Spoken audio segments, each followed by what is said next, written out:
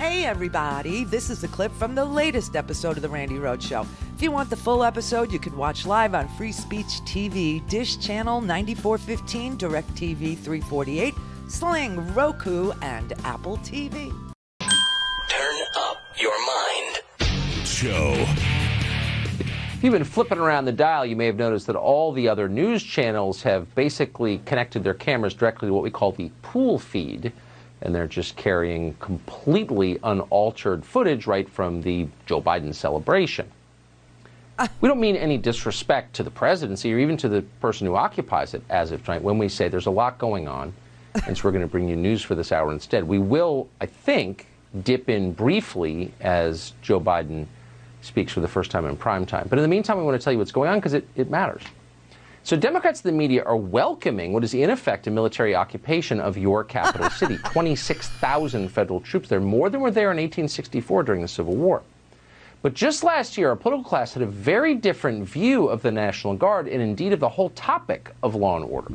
Oh my God. So we had an insurrection at the Capitol. We had literally a bloody coup, a real one, with dead people and with bleeding and with throwing fire extinguishers and beating people with them, scaling up the building like some perverted Spidey man, weird Superman powers, it was like Proud Boys and Three Percenters and Oath Keepers and white supremacists and white nationalists. And he is now saying he can't celebrate America because the National Guard had to be deployed to protect the Capitol because of his viewers, that they fill with bullcrap and rage. Oh my God. I was like, what? So why aren't you showing? And then he comes on and then he started saying, so somebody is going to have to tell me what exactly is white supremacy.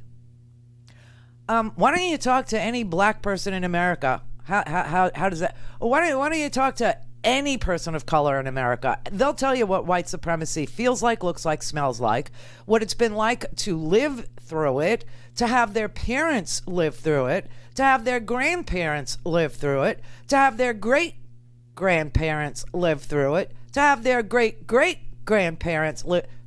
Why is that a question for them? And she, after, Eva Braun there, okay, she went even further. She's like, oh no, we're not going to celebrate America because America is now communist. They want Republicans to be vetted, surveilled, shamed, and deplatformed. That's the agenda that the CCP can certainly get behind.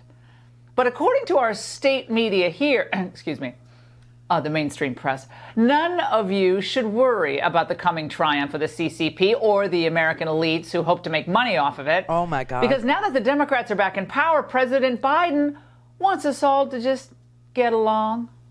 Without unity, there is no peace. With unity, we can do great things. Unity is the path forward. Let's start afresh. It's a nice sentiment, but how is a nation supposed to unite when one side is essentially calling the other side systemically racist and evil? America has been through a civil war, world wars, a Great Depression, pandemics, McCarthyism, and now a Trumpist and white nationalist insurrection. The truth is, President Trump spent his presidency inflaming hate, white supremacy, anti-Semitism, and violence. Root out white supremacy, starting with impeaching the white supremacist in chief. Now, let's be clear. I don't think Biden believes that the United States is a racist country dominated by white supremacists. Remember, he spent his whole career working with many Americans of different backgrounds, including Republicans. And he knows that those charges from the left simply aren't true. What? In fact, he keeps telling us that Americans are good people. Sadly, though, he's too weak to stand up to the Marxists in his own party. This was the breaking news that they couldn't celebrate America to break. So that they could tell you, again, that people who want the United States of America, the United States, whose motto is e pluribus unum, out of many, one, they want They want to ignore the call for unity and continue to stoke the hatred because it's the lane that they have chosen. This is the lane that we have chosen. Wow, that was really stunning. I mean, the America First people did not want to put America first last night. They couldn't make themselves do it. They just can't. And you know what's really crazy?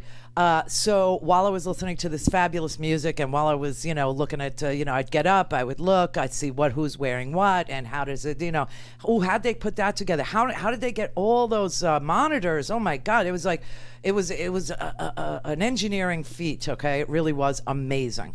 And so I was looking at it and blah, blah, blah, but I was also working. And so I wanted to see, what in the world was going on. And I swear to God, the people who supported Trump, they're peeling away. And I told you that would happen. Didn't I say there will come a time when they all say, oh, I really wasn't for him. I really wasn't. Well, the QAnon people last night, they are so disoriented. Well, we trusted the plan. We trusted that he was going to overthrow our government, which is really, really third world. I mean, you want to talk about Marxist revolutionaries. You want to talk about banana republics and Somalia with no government and, crazy. Then look no further to this QAnon and these Proud Boys and these 3%ers and these Oath Keepers. I mean, all based in white nationalism to take their country back. Right, from everybody else who wants to be a United States of America.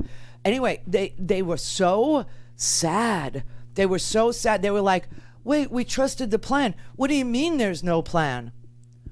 The man that left no plan for COVID or vaccine distribution or a testing regime or contact tracing, you thought had a plan to overthrow the government.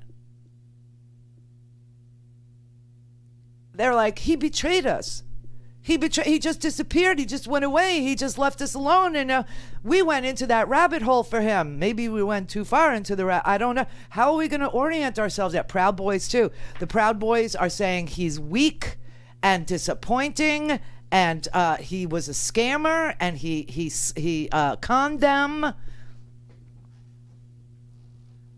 Did you ever meet Donald Trump? Have you listened to Donald Trump? Why is this a surprise to you? But they're shocked, I tell you. They're shocked. They're just, here's one, there were supposed to be protests at state capitals everywhere, right? Well, one person showed up in Albany, in New York, the capital of New York. Now, at first I thought, well, maybe they couldn't figure out that Albany was the capital of New York and not Manhattan or something. I don't know. But then it happened all over the country, like in Concord, New Hampshire. There was one lone woman standing there. Joe Biden will never be my president. Yeah, he is your president. He actually is your president. And the messages last night, the group, there's all these really far-right messaging apps that I kind of look at, and they're just like, he sold us out, he's letting us get arrested, why did we believe him? Good question.